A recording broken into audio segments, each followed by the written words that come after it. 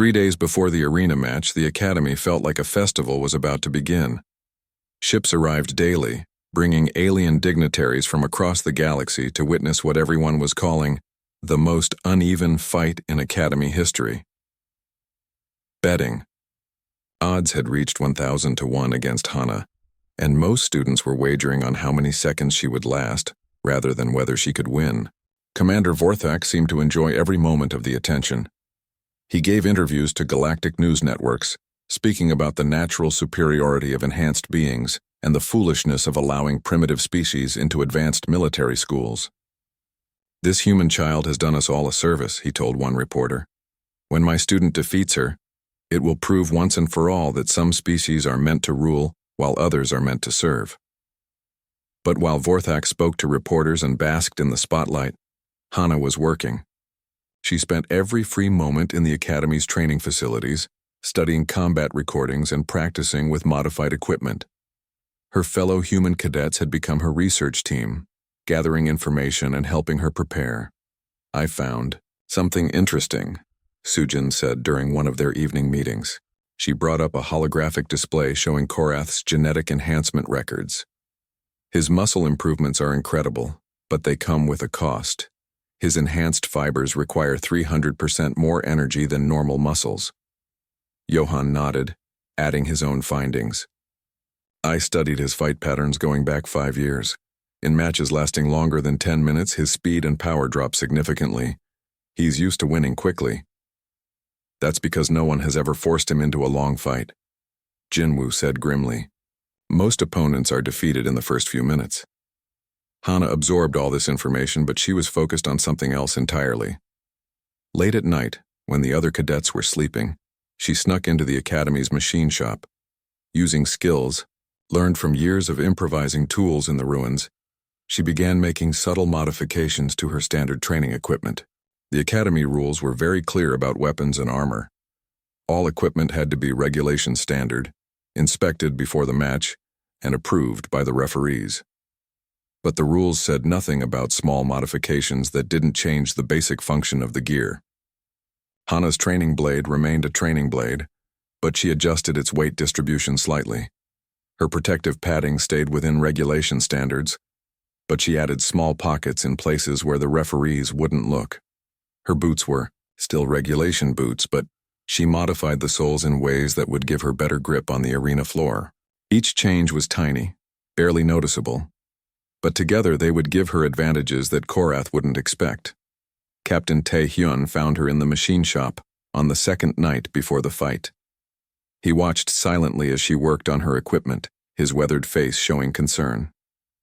"Are you sure about this path, Hana?" he asked finally. She looked up from her work, her hands covered in grease and metal filings. "Captain, when you found me in the ruins, what was the first thing I did?" Tae-hyun smiled slightly, remembering. "You threw a handful of dirt in my eyes and tried to stab me with a sharpened piece of rebar. And when you didn't fight back, you asked me why I wasn't trying to kill you. I had learned that survival meant using every advantage, no matter how small or unfair it seemed," Hana said.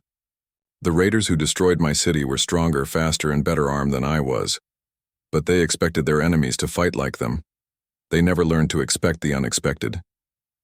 Korath isn't a raider, Hana. He's a trained warrior." "Exactly," Hana said, turning back to her equipment. "He's been trained to fight other trained warriors. He's never faced someone who learned to fight by surviving." The next morning brought unwelcome news. Academy instructors, pressured by visiting dignitaries, attempted one final time to convince Hana to withdraw from the match. "Miss Hana," said Director Kess, a tall alien with blue skin and silver eyes, "we have received numerous requests to cancel this match. Many believe it will be too one-sided to provide educational value." They were meeting in the Academy's main conference room, with Hana sitting alone at one end of a long table while a dozen instructors faced her from the other end. "The Academy has never canceled a formally accepted challenge," Hana replied calmly. "That's true," Director Kess admitted, "but we've also never had such an obvious mismatch. Cadet Korath has genetic advantages that make this fight essentially impossible for you to win." "Respectfully, Director," Hana said, That's what makes it necessary for me to try." Her quiet confidence seemed to puzzle the instructors. They had expected her to be nervous or frightened, but instead she appeared completely calm. Captain Taehyun spoke up from his position along the wall. "Directors, this cadet has the right to accept any formal challenge. If we deny her that right, we tell every student that some beings are allowed to make choices while others are not." After a long discussion, the Academy Board voted to allow the match to proceed. But they added extra medical staff and emergency response teams, expecting the fight to end with serious injuries. That evening, Hana's final night before the arena match, the human cadets gathered in her dormitory room for what felt like a farewell party. Minji had somehow obtained special food from the academy kitchens, and they shared a meal together while trying to keep the mood light. "I have something for you," Johan said quietly, producing a small metal object from his pocket. "It's a meditation. Focus, made from metal salvaged from old Earthships. My grandmother gave it to me when I left for the academy." "I can't take that," Hana protested, but Johan pressed it into her hands. "She told me to give it to someone who needed to remember that being human means never giving up, no matter how impossible things seem." One by one, the other cadets offered small gifts or words of encouragement. Jinwoo shared breathing techniques for staying calm under pressure. Sujin gave her a data chip containing detailed arena maps and environmental information. Minho offered tactical advice about using the arena's features to her advantage. When they were finally alone, Minji sat on her bed and looked at her roommate with worried eyes. "Are you afraid?" she asked. Hana considered the question seriously. "Yes," she said finally. "But not of losing the fight." "Then what?" "I'm afraid of not being worthy of all this support," Hana said, gesturing to the gifts from her friends. "Everyone is believing in me, but what if I really am just a foolish girl who doesn't know when to quit?" Minji smiled and shook her head. "Hana, you survived alone in ruins for years. You built a life from nothing. You made it to the top military academy in the galaxy despite having no money, no family connections, and no genetic advantages. If that's not worthy of belief, then nothing is." That night, Hana lay awake thinking about the next day. Tomorrow she would step into the grand arena and face the most dangerous opponent she had ever encountered. The odds were impossibly against her, and most of the galaxy expected her to be humiliated. But as she thought about her friend's support, about Captain Taehyun's faith in her, about all the humans who had never been given a real chance to prove themselves, she felt something she hadn't expected. She felt ready. The combat hall erupted in noise the moment Commander Vorthak dismissed the class. Cadets from every species crowded around their friends, speaking in excited whispers about what they had just witnessed. The small human girl who had challenged the most dangerous student in the academy was already gone, slipping out through the back exit while everyone else was still in shock. Hana walked quickly through the academy corridors, trying to ignore the stares and whispers that followed her. Word was spreading fast. By the time she reached her dormitory room, she could hear her name being spoken in a dozen different languages. "Hana!" Minji burst through the door just as Hana was sitting down on her narrow bed. "What were you thinking? Have you lost your mind completely?" Minji was Hana's roommate and best friend, a cheerful girl from Busan who came from a family of diplomats. She was everything Hana was not, tall, confident, and comfortable speaking to anyone. Right now she looked terrified. "I was thinking that someone needed to stand up to him," Hana said quietly, pulling off her training boots. "But Korath will kill you." Minji sat down hard on her own bed, running her hands through her long black hair.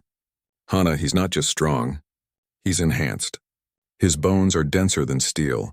His reflexes are 3 times faster than a normal being, and his muscles are engineered for maximum power. He once broke a training robot with his bare hands." Hana nodded, but her expression didn't change. "I know. Then why did you do it?" For a moment, Hana was quiet. Then she looked up at her friend with eyes that seemed much older than 18 years. "Because I'm tired of being afraid." That evening, Captain Taehyun requested to see Hana in his office. The older man was waiting for her when she arrived, his weathered face showing concern and frustration in equal measure. "Sit down, Hana," he said gently. "We need to talk." Taehyun was the one who had found her in the ruins of New Seoul 3 years ago. He was leading a relief mission, searching for survivors in the destroyed city. Most of the rescue teams had given up hope of finding anyone alive after 6 months, but Taehyun insisted on checking every building. He found Hana in the basement of a collapsed school, living like a ghost among the wreckage. She was 15 years old and weighed less than a child half her age. Her clothes were made from scraps and she carried weapons made from broken metal and salvaged parts. What impressed Taehyun was not just that she had survived, but how she had survived. She had created an entire network of hiding places throughout the ruins. She knew every safe path through the dangerous areas. She had learned to fight using speed and cunning instead of strength. Because strength was the one thing she didn't have.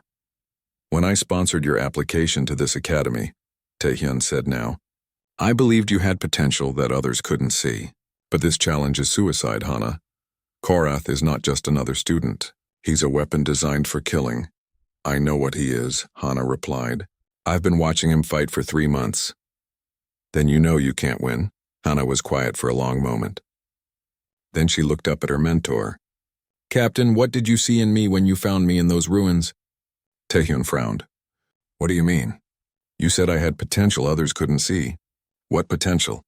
The older man leaned back in his chair, thinking. You survived something that killed thousands of others. You found ways to live that no one else thought of. You turned weakness into strength. Exactly, Hana said. I didn't survive because I was stronger than the raiders who destroyed my city. I survived because I was smarter. Because I was willing to do things they didn't expect. This is different, Hana. This is single combat against a superior opponent. No, Hana said firmly. This is exactly the same thing. The next morning, news of the challenge had spread throughout the entire academy. Betting pools started immediately, with odds heavily favoring Korath. Most bets weren't even on whether Hana would win. They were on how long she would last before being defeated. Jinwoo found Hana in the academy library, studying combat recordings on a private terminal. His nose was still swollen from his fight with Korath the day before, but he seemed determined to help. I brought you these, he said, setting down a stack of data chips. Every fight Korath has ever had, from when he was a child until now. Also some medical scans and genetic analysis reports. Hana looked up in surprise. Where did you get all this? Jinwoo smiled grimly. The human cadets have been busy. We may not be the strongest or fastest, but we're good at finding information. Johan hacked the medical database. Sujin got the training records, and Minho recorded every public fight from multiple angles. Over the next few hours, more human cadets arrived at the library. Soon Hana was surrounded by nearly 20 of her fellow students, all working together to analyze Korath's fighting style and look for weaknesses.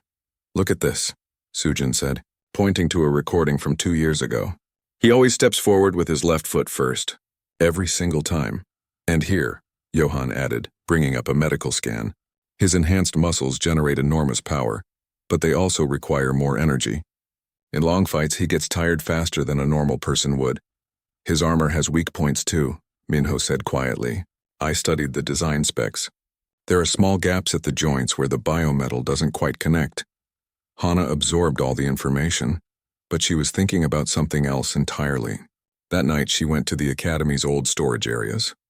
Looking through boxes of outdated equipment and broken training weapons, Minji found her there at midnight, sitting surrounded by piles of metal scraps and old electronic components. What are you doing? Minji asked. Remembering, Hana said, holding up a piece of bent metal that could be shaped into a crude knife. In the ruins, I couldn't fight the raiders with strength or standard weapons, so I learned to make my own tools to use things they wouldn't expect. You can't bring improvised weapons to the arena, Minji pointed out. There are rules. Hana smiled for the first time since making the challenge. I know, but there are no rules against modifying standard equipment in creative ways. As the week progressed, the entire academy buzzed with excitement about the upcoming fight. Alien dignitaries began arriving to witness what many were calling the final proof of human inferiority. Commander Vorthak seemed to enjoy the attention, holding press conferences where he talked about the natural order of the galaxy and the need for weak species to accept their place. Meanwhile, Hana trained harder than she ever had in her life. She studied Korath's movements until she could predict them in her sleep. She practiced with modified equipment until her hands were covered in cuts and bruises. She meditated with Johann, learning to calm her mind before battle. But most importantly, she remembered who she was. She was the girl who had survived in the ruins when everyone else died. She was the human who had turned weakness into strength, who had found ways to fight when fighting seemed impossible. The arena match was still 5 days away, but Hana was no longer afraid. She had a plan. The silence in the grand arena lasted for exactly 3 seconds. Then the entire stadium exploded in noise, cheers, shouts, arguments, and the sound of thousands of beings trying to understand what they had just witnessed. Hana stood in the center of the arena, still breathing hard from the fight, while medical teams rushed to check on both fighters. Korath was conscious but stunned, his enhanced body betrayed by exhaustion and the simple reality that even superior genetics had limits. In the diplomatic boxes, alien representatives sat in shocked silence. Many had come expecting to see proof of human weakness. Instead, they had watched a small human girl defeat the Academy's most powerful student, using nothing but intelligence, preparation, and the kind of determination that couldn't be enhanced or engineered. Commander Vorthak's face had gone completely pale, his yellow eyes wide with disbelief. For several long moments, he simply stared at the arena floor where his supposedly invincible student lay defeated. When he finally spoke, his voice was barely a whisper. "Impossible," he said again, but this time it sounded more like a question than a statement. Dr. Park was the first to reach Hana, quickly checking her for injuries while the crowd continued to roar around them. "How do you feel?" he asked. "Tired," Hana admitted, accepting his offered water bottle, "but okay." The medical team working on Korath reported that he was physically undamaged but suffering from extreme exhaustion. His enhanced muscles had simply burned through their energy reserves, leaving him too weak to continue fighting. It was a condition they had never seen before in a hegemony warrior. As the medical teams worked, Academy officials huddled together, trying to decide how to handle this unprecedented situation. Director Kess eventually stepped forward with the official announcement. By the rules of formal challenge combat, his voice carried across the arena through the sound system. "The victory goes to Cadet Hana of Earth. The match is concluded." The crowd's reaction was mixed. Human spectators cheered wildly, along with representatives from smaller species who had often been dismissed by the galactic powers. But many of the stronger alien races sat in uncomfortable silence, unsure how to process what they had seen. In the Academy's human section, Hana's friends were on their feet, shouting her name. Jinwoo had tears in his eyes while Minji was jumping up and down with joy. Captain Taihyun nodded approvingly, a proud smile on his weathered face. But the real impact of the fight was just beginning. Within hours, recordings of the match were spreading across the galactic communication networks. News services on hundreds of worlds were scrambling to explain how a first-year human cadet had defeated the Academy's most feared student. Some alien commentators tried to dismiss the victory as luck or a fluke. But military analysts who studied the fight recording saw something different. They saw careful planning, tactical thinking, and the kind of adaptive strategy that couldn't be taught in standard combat schools. "This human didn't win despite being weaker," explained one respected military expert on a major news network. "She won because she understood that strength takes many forms. While her opponent relied on genetic advantages, she used intelligence, preparation, and psychological warfare." The Academy itself was forced to confront some uncomfortable truths. For years, instructors had focused on training students to maximize their natural abilities: speed for fast species, strength for strong species, mental powers for psychic races. But Hana had won by using abilities that didn't appear on any genetic scan. 3 days after the fight, Commander Vorthak requested a private meeting with Hana. She found him in his office, sitting behind his desk with an expression she had never seen before, something that might have been respect. "I owe you an apology," he said without preamble, and an explanation. Hana sat down across from him, waiting. "My people, the hegemony, have ruled through genetic superiority for 1,000 years, Vorthak continued. "We were engineered to be perfect warriors, stronger, faster, and more durable than any natural species. This superiority became the foundation of our entire society." He paused. looking out the window at the academy training grounds where cadets from many species were practicing together. "But you have shown me something I did not expect," he said. "Genetic perfection can become a weakness if it makes you unable to adapt." My student lost not because he was weak, but because he had never learned to fight someone who thought differently than he did. "What does this mean for the academy?" Hana asked. Vorthak was quiet for a long moment. Then he looked directly at her. "It means we need to change how we think about strength. And perhaps we need instructors who understand that the greatest victories sometimes come from the most unexpected sources." The changes at the academy began almost immediately. New courses were added focusing on adaptive tactics and unconventional warfare. Instructors started teaching students to think beyond their natural advantages and consider how to fight opponents who didn't follow traditional patterns. Most importantly, the academy began actively recruiting students from species that had previously been considered too weak for military service. If humans could produce warriors like Hana, then every species deserved the chance to prove themselves. Hana herself was promoted to advanced classes and given the rank of squad leader. Her first assignment was to train a mixed unit of cadets from different species, teaching them to work together by combining their various strengths.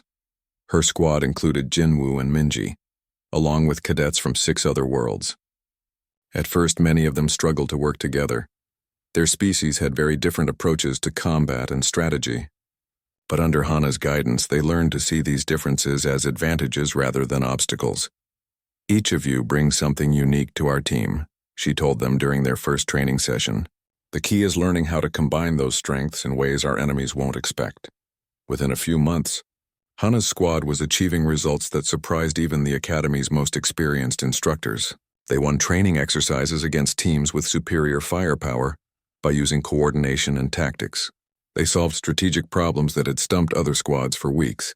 But perhaps the most important change was in how the other students viewed each other. The sight of different species working together successfully began to break down the barriers that had existed for generations. A year after the arena fight, Captain Taehyun found Hana in the academy library, studying advanced tactical manuals while helping younger students with their homework. "Any regrets?" he asked, sitting down beside her. Hana considered the question seriously. "About the fight?" "No, about what came after." "What do you mean?"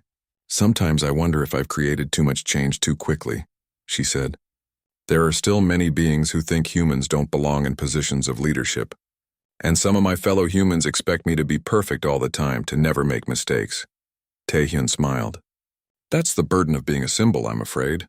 But remember, you didn't fight in that arena to become famous. You fought because someone needed to stand up and prove that strength comes in many forms. And did I prove it?"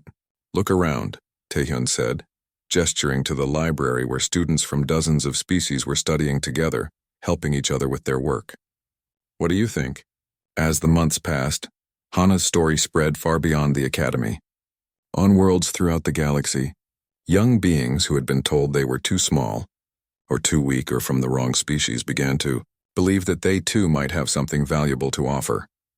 Applications to military academies increased dramatically from species that had never been well represented.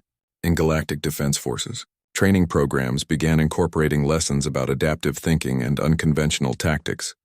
Most importantly, the rigid hierarchies that had dominated galactic society for centuries began to soften. Species that had been dismissed as weak or primitive found new respect, while traditionally powerful races learned to value intelligence and creativity alongside raw strength. 5 years later, when Hana graduated from the academy as the top student in her class, she was offered positions with military forces throughout the galaxy, but she chose to stay at the academy as an instructor, training the next generation of officers to think beyond traditional limitations. On her first day as a teacher, she stood before a class of new cadets and saw the same mix of species that had been present during her famous challenge to Korath. But the atmosphere was completely different.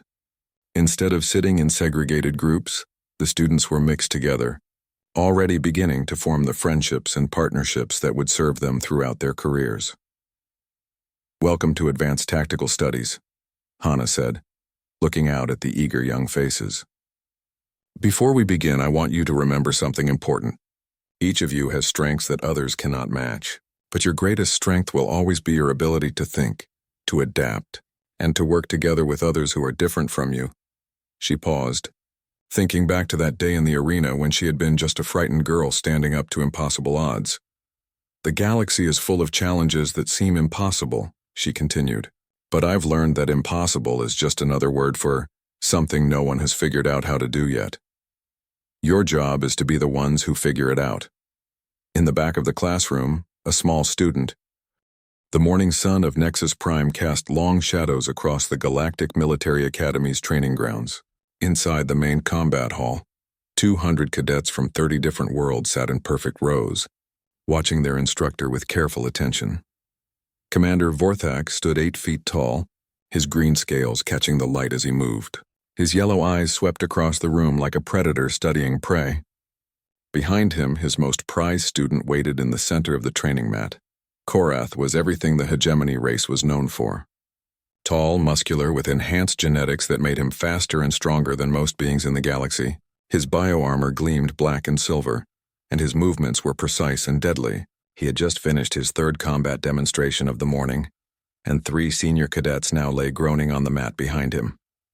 Pathetic, Vorthak said, his voice carrying easily across the silent room. Is this the best your species can offer? These warriors could not even touch my student. The defeated cadets slowly picked themselves up from the floor. One was from the warrior planet Thuros, another from the military world of Nexus. The third was a human named Jinwu, blood running from his nose as he struggled to stand. Look at them, Vorthak continued, pointing at the injured cadets. They train for years, study strategy, practice combat forms. Yet they fall before superior genetics in minutes. This is the natural order of the galaxy. In the back corner of the room, a small human girl named Hana watched everything with quiet eyes. She was 18 years old but looked younger, with short black hair and clothes that seemed too big for her thin frame. While other cadets whispered or looked away in embarrassment, Hana studied Korath's movements with complete focus. She watched how he moved his feet before attacking. She noticed how he used his left arm more than his right. She saw the tiny pause he made before each strike, a habit that came from too much power and not enough real challenge. The human species especially disappoints me, Vorthak said, his gaze moving over the human section of the room, soft creatures who barely deserve their place among the stars. They speak of courage and honor, but where is their strength? Where is their power? Jinwu's hands clenched into fists, but he said nothing. The other human cadets shifted uncomfortably in their seats. They all knew the stories. Humans were the newest members of the Galactic Council, accepted only after proving themselves in a terrible war. But many alien races still saw them as weak and primitive. Hana remembered her own story. She had grown up in the ruins of New Sol after alien raiders destroyed her family and her home. For years, she survived by scavenging in the wreckage, fighting for food and shelter with nothing but broken metal and stolen weapons. When Captain Taehyun found her 3 years later, she was more ghost than girl. But Taehyun saw something in her that others missed. He sponsored her application to the academy, believing that someone who had survived what she had survived might have skills that traditional warriors lacked. I grow tired of this weakness, Vorthak announced, spreading his arms wide. My student Korath has trained his entire life for combat. His genetics are perfect, his skills are flawless. Yet I see no one in this academy who can provide him with a real challenge. Korath stepped forward, his enhanced muscles rippling under his armor. Father Commander, he said in the deep voice of his species, these beings are not worthy opponents. Perhaps we should request stronger students from other worlds. Vorthak's mouth opened in what might have been a smile, showing rows of sharp teeth. An excellent suggestion, my student. But first, let us make this interesting. He turned to face the assembled cadets, his yellow eyes gleaming with malicious pleasure. I hereby challenge any being in this academy to face Korath in single combat. Any species, any skill level, any weapons or armor they choose. The room fell completely silent. Even the instructors who stood along the walls looked uncomfortable. Everyone knew what Korath could do. He had never lost a fight, never even been seriously challenged. When no one accepts, Vorthak continued, perhaps the Academy Council will finally admit what we all know. Some species are meant to rule and others are meant to serve. Humans and their weak allies should return to their primitive worlds and leave warfare to their betters. The silence stretched on, Senior cadets from warrior races stared at their hands. Even the proud Thurians known for their fighting spirit remained quiet.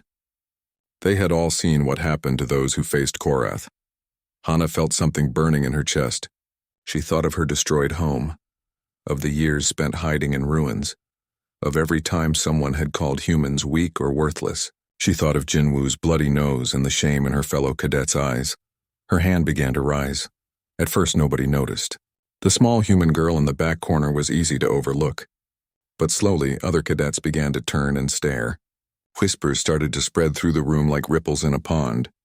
"You?" Vorthak said when he finally spotted her raised hand. His voice was filled with disbelief and amusement.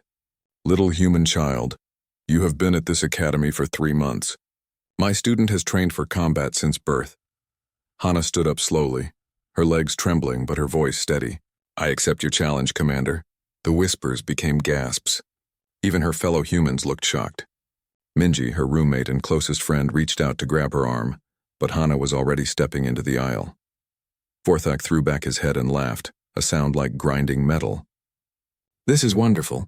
The weak little human thinks she can face a hegemony warrior. Tell me, child, what is your name? I want to remember it when we contact your family about your injuries." "My name is Hana," she said, walking slowly toward the front of the room, "and I challenge your student to single combat." The laughter died on Vorthak's lips as he realized she was serious. Around the room, 200 cadets held their breath, watching the smallest person in the academy face down one of the most powerful beings they had ever seen. "Very well," Vorthak said after a long moment. "1 week from today in the Grand Arena. Standard Academy rules, any weapons and armor you choose." His yellow eyes glittered with cruel anticipation. "When my student breaks you, little Hana, perhaps your species will finally learn to know their place." Hana nodded once and returned to her seat, ignoring the stares and whispers that followed her. She had made her choice.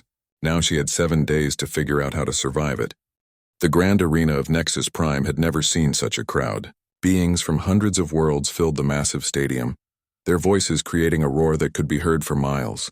Diplomatic boxes held representatives from the most powerful species in the galaxy, while students and faculty packed the general seating areas.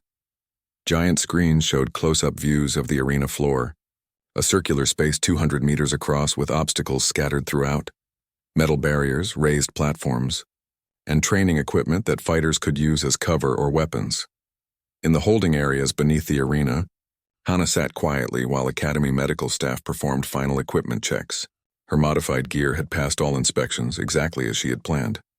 The small changes she had made were too subtle for the referees to notice, but they would make all the difference when the fighting began. "Nervous?" asked Dr. Park, the human medic who would be monitoring her vital signs during the fight. "Focused," Hana replied, checking her training blade one final time. Across the arena complex, Korath was receiving his own final preparations. Unlike Hana's simple gear, his bioarmor was a work of art.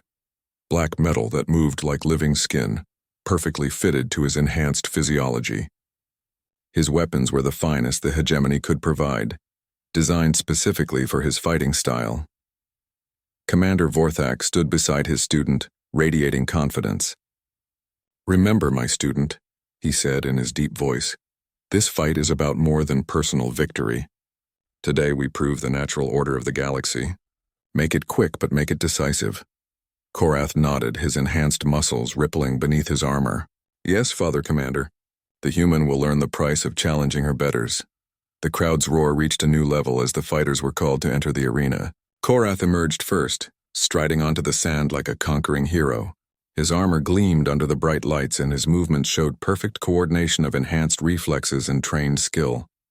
The crowd loved him, cheering wildly as he raised his weapons above his head. Then Hana entered from the opposite gate. The contrast was striking. Where Korath looked like a warrior god, Hana appeared small and fragile. Her simple training gear seemed almost primitive compared to his advanced armor.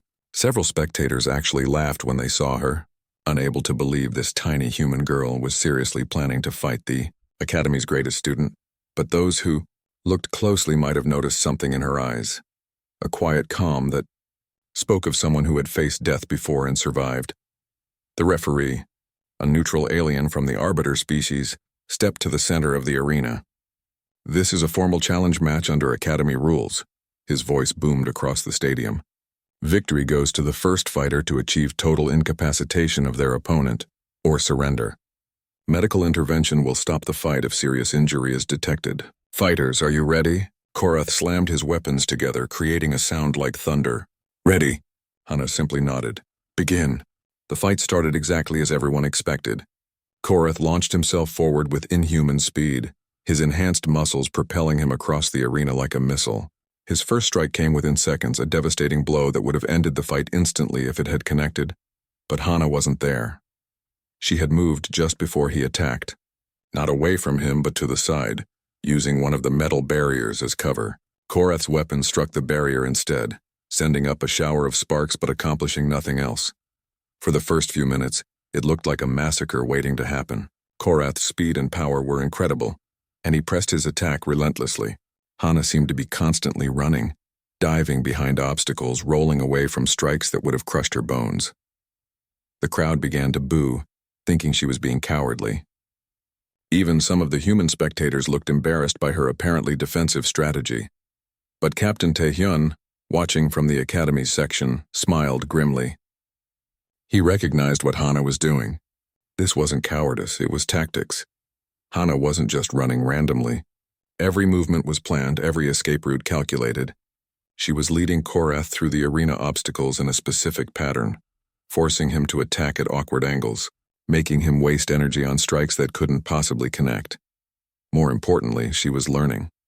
Each near miss taught her something about his timing, his reflexes, his preferred attack patterns.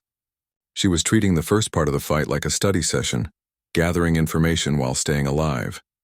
Korath, meanwhile, was getting frustrated. He had expected to end this fight in minutes, but the small human kept slipping away from him like smoke. His enhanced genetics gave him tremendous power, but they also made him impatient. He was used to overwhelming opponents quickly, not chasing them around an arena. "Stand and fight," he roared, his voice echoing off the arena walls. Hana didn't respond. She had noticed something important. Korath's breathing was getting heavier. His enhanced muscles required enormous amounts of energy, and the sustained chase was beginning to tire him. She began the second phase of her plan. Instead of just avoiding his attacks, Hana started to counterattack. Not directly, she was nowhere near strong enough for that, but cleverly. When Korath struck at a metal barrier, she was ready with a handful of sand that she threw at his eyes. When he charged across an open space, she used her modified equipment to create small obstacles that threw off his timing. Each counterattack was tiny, almost insignificant, but they added up. A bit of sand in the eyes here, a stumble there, a strike that hit empty air when it should have connected. Korath was still dominating the fight, but he was no longer in complete control. The crowd began to notice the change. The laughter stopped, replaced by uncertain murmurs. This wasn't going the way anyone had expected. By the 10-minute mark, Korath was visibly tired. His attacks were still powerful, but they came less frequently. His perfect coordination was beginning to slip. The genetic enhancements that made him so strong were also burning through his energy reserves at an unsustainable rate. Hana, meanwhile, was just getting started. Years of surviving in ruins had taught her to conserve energy, to keep moving without exhausting herself. Her equipment modifications were working perfectly.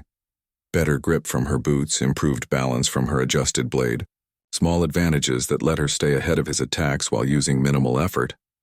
"What's happening?" Commander Vorthak demanded, leaning forward in his diplomatic box. This wasn't how the fight was supposed to go. In the arena, Korath made his first major mistake. Frustrated by his inability to land a decisive blow, he abandoned his training and launched into a wild assault, using pure aggression instead of technique. Hana was ready. She had been waiting for exactly this moment when anger would overcome his discipline. As Korath charged toward her in a rage, she stepped aside at the last possible second and used his own momentum against him. Her training blade found the small gap in his armor that Minho had identified, slipping between the biometal plates at his shoulder joint. The blade itself couldn't penetrate his enhanced skin, but the impact disrupted his charge and sent him stumbling past her. For the first time in the fight, Korath had been touched by his opponent's weapon. The crowd fell completely silent. Korath spun around, his eyes wide with shock and fury. In his entire fighting career, no opponent had ever managed to strike him. The realization that this small human had done what seasoned warriors could not seemed to break something in his mind. Impossible, he screamed, raising his weapons for a final, desperate assault. But as he charged forward, something strange happened.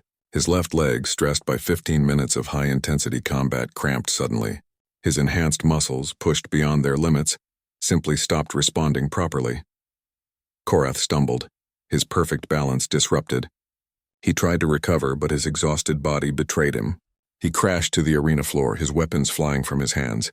Hana stood over him, breathing hard but victorious. She looked up at Commander Vorthak in the diplomatic box, her quiet voice somehow carrying across the silent arena. "Impossible?" she said. "No, just human."